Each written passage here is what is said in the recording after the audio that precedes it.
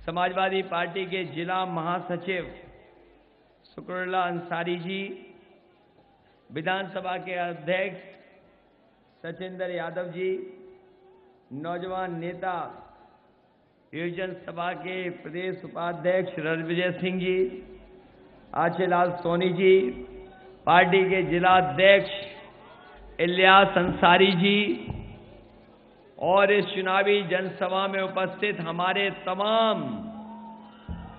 Samajwadi party के नेता कार्यकर्ता और बड़ी संख्या में बुजुर्ग, किसान भाई, माताएं, बहनें और नौजवान साथी पत्रकार बंधुओं, मैं सबसे पहले चुनावी जनसभा में उपस्थित आप सभी का, बुजुर्गों का, किसान भाइयों का, माताओं बहनों का, नौजवान साथियों का धन्यवाद और आभार प्रकट करता हूं। ये जोश और उत्साह बता रहा है कि इस बार मशीन पर सबसे ज्यादा साइकिल की बटन दबने वाली है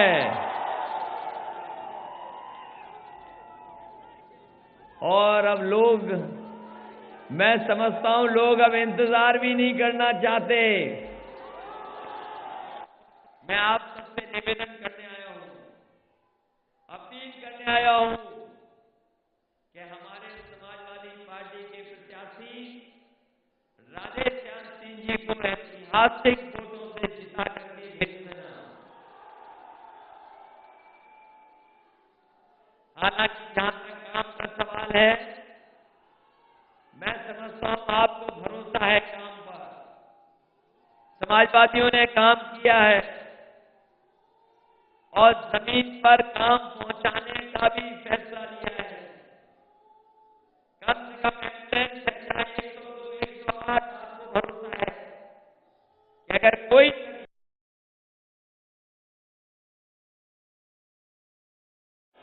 तो आपकी मदद के लिए एम्बुलेंस पहुंच करके आपको अस्पताल तक ले जाने का काम किया हूं। आने वाले समय में ये आपके अस्पताल कैसे बेहतर हों, उसका इंतजाम भी समाजवादी सरकार करेगी, जिससे हमारे गरीबों का पूरा इलाज हो जाए और कहीं भी दवाई के उनके ऊपर संकट ना पाए। ये इंतजाम करेंगे। ये पुलिस के लिए 100 नंबर भी शुरू किया है। पहले कभी कभी शिकायत होती थी, थाने में फोन नहीं उठता। कम से कम ये 100 नंबर आप कभी भी फोन मिला लेना, दिन रात सुबह शाम, घटना बता दोगे तो पुलिस भी आपकी मदद करने के लिए पहुंच जाएगी। ये इंतजाम भी समाजवादियों ने किया है।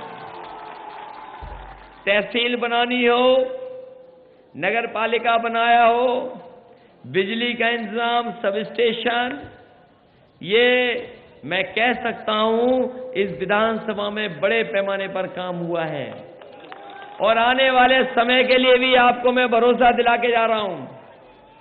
हम तो कहते हैं कि मंत्री जी, हमारे प्रत्याशी राधेश्याम जी हैं, एक अपनी विधानसभा का भी घोषणा पत्र बना लें और जनता के बीच में रख दें कि क्या क्या कर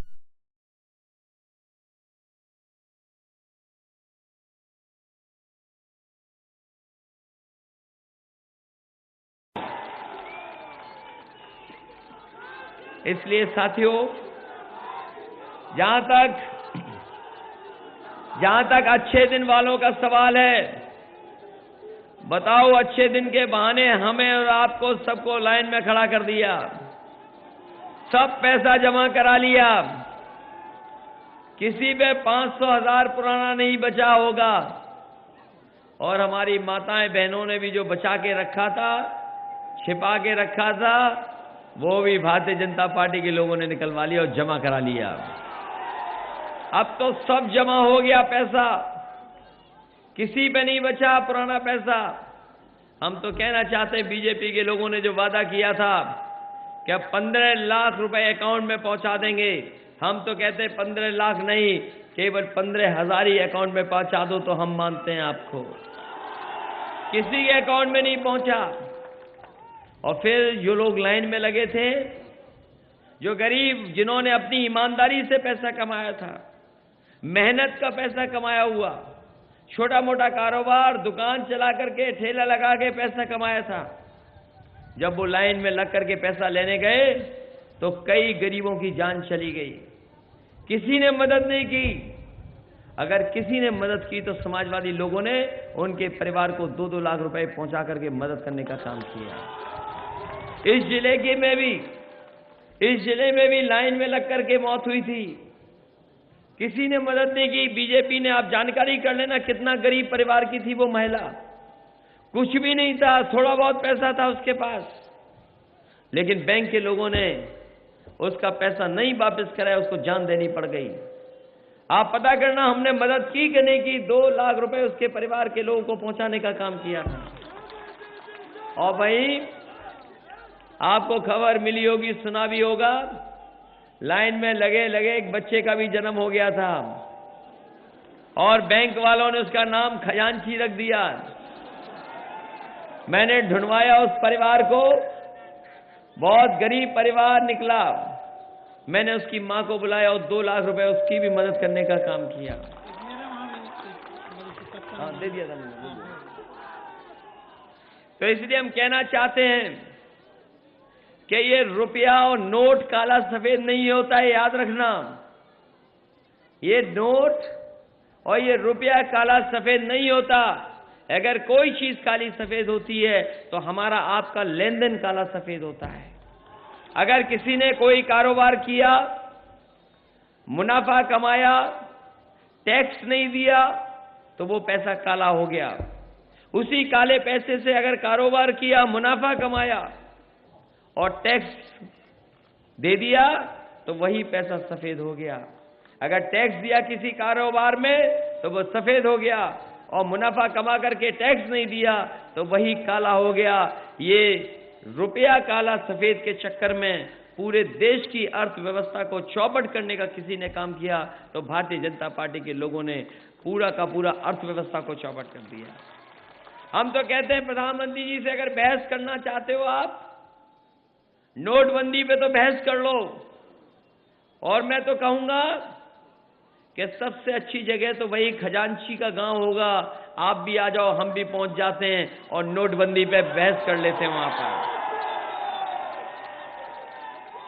बहुत सुनी होगी लोगों ने मन की बात, ये बीजेपी के लोगों की और प्रधानमंत्री की सबने सुनी रेडियो पे मन की बात, फिर टीवी पे भी आने लगी मन की बात। बताओ कोई समझ पाया उनके मन की बात? हम तो कहते हैं कोई नहीं समझ पाया मन की बात। और हम समाजवादी लोग पूछते हैं कब करोगे प्रधानमंत्री जी काम की बात, ये भी बताते जाओ। कोई काम नहीं किया। अगर बीजेपी के लोगों ने कोई काम किया हो बता दो। एक काम किया हो, एक पुल बनाया हो तो बता दो। और यहां तो सरकार एम्बुलेंस, 100 नंबर, बिजली, सबस्टेशन, अस्पताल, तहसील, स्टेडियम, गांव, जनेश्वर, लोहिया, न जाने क्या क्या कर दिया। कितना काम किया बताओ मंत्री जी ने? तो बताइए। इसलिए हम आपसे निवेदन करने आए, अपील करने आए हैं। आप लोग जानते होंगे ये बीजेपी वाले एम्स लाना चाहते थे गोरखपुर में। ये कह रहे थे कि हम गोरखपुर में एम्स लाएंगे। हमने जगह तय कर दी कि 200 एकड़ ले लो जगह ये आप, और एम्स यहां पर बना दो। उन्होंने जगह में कानूनी दांवपेच फंसा दिया। और याद होगा आपको कि प्रधानमंत्री आना चाहते थे और शिलान्यास करना चाहते थे। वो सोचते थे कि हम जमीन नहीं दे पाएंगे, और जानते थे कि अगर जमीन नहीं दे पाएंगे तो आरोप समाजवादियों पे लग जाएगा कि जमीन नहीं दी इसलिए एम्स नहीं बन पाया। हमारे मंत्री जी हैं, इन्होंने बताया कि गोरखपुर में जमीन है सरकार की, जीडीए की। हमें लगा कि ये महंगी जमीन है, लेकिन मंत्री जी ने कहा कि ये गरीबों के लिए काम होने जा रहा है, आप जमीन दे दीजिए। और हमने वो 100 एकड़ जमीन दे दी और वो एम्स के लिए हमने जमीन उपलब्ध करा दी।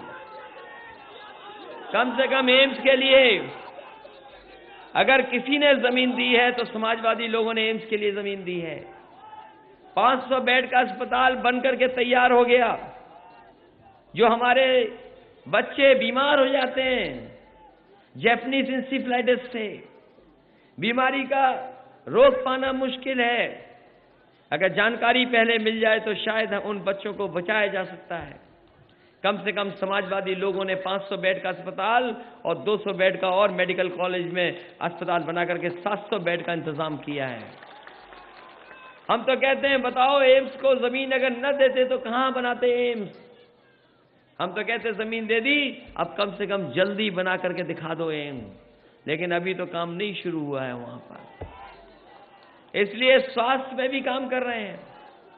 गन्ने का किसानों का भुगतान कराने के लिए पूरी मेहनत कर रहे हैं और लगभग किसानों का भुगतान कराने का काम भी समाजवादी लोग कराएंगे। बहुत संकट आया चीनी मिलों पर।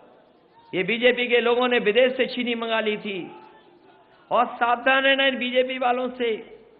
ये गेहूं और दाल भी मंगाने का इंतजाम कर रहे हैं। सोचो अगर विदेश से आ गया गेहूं और दाल तो कितना बड़ा संकट हमारे किसानों के ऊपर आ जाएगा। चीनी से तो बचा लिया हमने गन्ने किसान को, हमें सरकार के खजाने से 2000 करोड़ रुपया देना पड़ा, तब जाकर के हम अपने किसानों का भुगतान करा पाए। इसलिए साथियों सावधान रहना बीजेपी के लोगों से। ये कभी कभी ऐसे मुद्दे लाते हैं जिनका कोई लेना देना गरीब से नहीं है। अभी बताओ कहा कि हम रमजान पे ज्यादा बिजली देते हैं, दिवाली पे कम बिजली देते हैं।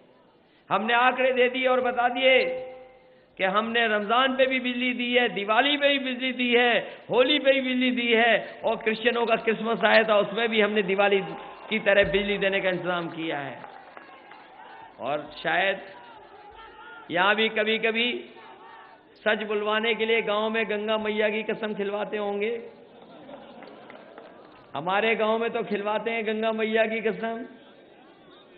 काशी में तो हम दे रहे हैं, उन्होंने रमजान की बात कर दी, दिवाली की बात कर दी, लेकिन प्रधानमंत्री जी ने अपने काशी की नहीं बात की। हम तो कहते हैं प्रधानमंत्री जी से, अगर रमजान पे बिजली पूछ रहे हो, दिवाली पे होली पे पूछ रहे हो, तो खाओ गंगा मैया की कसम के काशी में हम 24 घंटे बिजली दे रहे हैं कि नहीं दे रहे हैं। अभी तक जवाब नहीं मिला। और अभी गोंडा में आए थे, बोले कि उत्तर प्रदेश में बहुत नकल हो रही है परीक्षा में। हमने कहा कि प्रधानमंत्री जी कहां परीक्षा हो रही है, अभी कहीं परीक्षा ही नहीं हो रही। अच्छा कहीं परीक्षा हो रही हो तो बता दो। और जिन्होंने अखबार पढ़ा होगा वो जानते होंगे कि प्रधानमंत्री जी कह गए कि नकल हो रही है उत्तर प्रदेश में। हमने कहा परीक्षा वाली नकल का तो हम देख लेंगे क्या होना है, लेकिन पहले ये बताओ कि जब अमेरिका के राष्ट्रपति आए थे तो आपने सबसे महंगा वाला सूट पहना था, वो किसकी नकल का आपने बनवाया था ये बता दो। आपने भी नकल करके सूट बनवाया था, कम से कम उसका नाम बता दो किसकी नकल करके बनवाया था। और फिर कहते हैं शमशान और कब्रिस्तान। हमने कहा कि हम समाजवादी लोग न शमशान न कब्रिस्तान, लैपटॉप और स्मार्टफोन की बात कर करके नौजवानों को आगे बढ़ाना चाहते हैं। कह रहे हैं कि थाने समाजवादी लोग चला रहे हैं। प्रधानमंत्री जी को बताया ही नहीं किसी ने कि उत्तर प्रदेश में नई व्यवस्था हो गई है 100 नंबर वाली। हालांकि थाने का काम अलग है, 100 नंबर की व्यवस्था दी है लोगों को मदद करने के लिए। उन्हें किसी ने बताया ही नहीं। कम से कम हम अपने पुलिस वालों से कहेंगे अगली बार ड्यूटी लगे तो धीमे से इशारा कर देना कि यहां 100 नंबर शुरू हो गए, अब थाने से पुलिस कम चलती है। और ये 100 नंबर वाली व्यवस्था ऐसी है कि ये पुलिस की जो बुराई है उसको भी ठीक करेंगे। कैमरे लगे इसलिए हम बुराई नहीं बताना चाहते हैं। वो लेन देन वाली ये अभी 100 नंबर पे तो पुलिस पहुंच रही है और ये 100 नंबर पे आप जानकारी दे देना, 100 नंबर आपकी मदद करने का काम करेगा। ये व्यवस्था हमने दी है आपके लिए। और देश में किसी सरकार ने इतने बड़े पैमाने पे ये 100 नंबर की व्यवस्था नहीं दी होगी जितना समाजवादी लोगों ने करके दिखाया है। जहां 100 नंबर व्यवस्था दी है वहीं आप पूछ लेना पुलिस के लोगों से भी, कि सबसे ज्यादा प्रमोशन किसने कराया है सरकार में। वेतन 7वां भी लागू कर दिया सिफारिशें, और भी सुविधाएं दी हैं। गाड़ियां इतनी कभी पुलिस को नहीं मिली होंगी जितनी गाड़ियां दे दी। हम तो कहते हैं प्रधानमंत्री जी आपने क्या मदद की ये तो बता के जाओ हमें। इसलिए इस चुनाव में हमारी मदद करना। एक दूसरा और है पार्टी, पत्थर वाली पार्टी, और उनकी नेता इधर भाषण बहुत पढ़ रही हैं, बहुत पन्ने लिख के लाती हैं, और आप पता कर लेना जब वो भाषण पढ़ती हैं तो कई लोग जनता में जो आए होते हैं वो कुर्सी पे सो रहे होते हैं। और हमारे एक साथी ने ठीक कहा, बुआ कहने को तो हमारी बुआ है, लेकिन सावधान रहना, बीजेपी वालों से रक्षाबंधन कभी भी मना सकती हैं। उनका भरोसा मत करना, स्मारक और पत्थर और मूर्तियां लगा देंगी, याद रखना। हालांकि आपके प्रत्याशी, बताओ, आपके प्रत्याशी मेहनत करने वाला प्रत्याशी है और जमीन पर रह करके मदद करने वाला प्रत्याशी है। इन्हें हमने सम्मान दिया, मंत्री बनाया। एक बार फिर आप जिताइए और सम्मान हम पे छोड़ दीजिए कि इससे ज्यादा सम्मान देने का काम करेंगे। हम अपनी माताओं बहनों को कहना चाहते हैं, हम अपनी माताएं बहनें और गरीब भाइयों को कहना चाहते हैं कि बहुत सारे गरीब हैं जो छूट गए, जिनको पेंशन नहीं मिल पा रही है, समाजवादी पेंशन। और समाजवादी पेंशन हमने इसलिए बनाई है कम से कम गरीबों की मदद करने के लिए। इसलिए बहुत सारे परिवार छूट गए हैं। मैं आपको भरोसा दिला के जा रहा हूं कि आने वाले समय में सरकार बनेगी। अभी तो हम 500 रुपया महीना देते थे, आने वाले समय में 1000 रुपया अपनी माताओं बहनों को देकर के उनकी मदद करने का काम करेंगे। इसलिए वही हम नौजवानों को कहना चाहते हैं जो 10वां 12वां पास कर करके नौकरी करना चाहते हैं, रोजगार पाना चाहते हैं। हम 10वें 12वें वाले बच्चों को जो पढ़ करके आएंगे, पॉलिटेक्निक ITI कर करके जो आएंगे, उनके लिए विशेष प्रशिक्षण, विशेष ट्रेनिंग चला करके, जिससे कम से कम वो नौकरी और रोजगार पा जाए, उसका इंतजाम करेंगे। साथ ही साथ हमने पुलिस की भर्ती भी आसान की है। पहले तो 2 परीक्षाएं लिखनी पड़ती थी, हमने परीक्षाएं दोनों खत्म कर दी और तय कर लिया है कि आप 10वें 12वें के नंबर ले आना और दौड़ करके दिखा देना। जो सबसे आगे होगा वो पहले भर्ती हो जाएगा, किसी को सिफारिश की जरूरत नहीं पड़ेगी। इसलिए अपने शानदार नेता राधे श्याम सिंह जी को जिताइए, एक एक वोट दे करके उन्हें विधानसभा में पहुंचा दो और सरकार समाजवादी बना दो। सरकार बनेगी तो इनका भी सम्मान बढ़ाने का काम हमारा है। वहीं हमारे रोजगार सेवक, इनको भी हम कहना चाहते हैं, क्योंकि इन्हें जब से हमने शिक्षा मित्रों को समायोजित किया है, उर्दू मौलिम को नौकरी दी, BPEd वालों को कर दिया, तब से इनको भरोसा बढ़ गया है। हालांकि इनका थोड़ा बहुत मानदेय बढ़ाया हमने, आने वाले समय में इनकी भी मदद करने का काम समाजवादी लोग करेंगे। आपका ज्ञापन हमारे तक पहुंच गया है, इसे मदद करिए, जिताइए और साइकिल को इतने वोटों से जिताना कि लगे कि हाँ राधे श्याम सिंह जीत करके आए हैं और आपने ऐतिहासिक वोटों से जिता करके भेजा है। इन्हीं शब्दों के साथ आप सबका बहुत बहुत धन्यवाद, बहुत बहुत आभार प्रकट करता हूँ।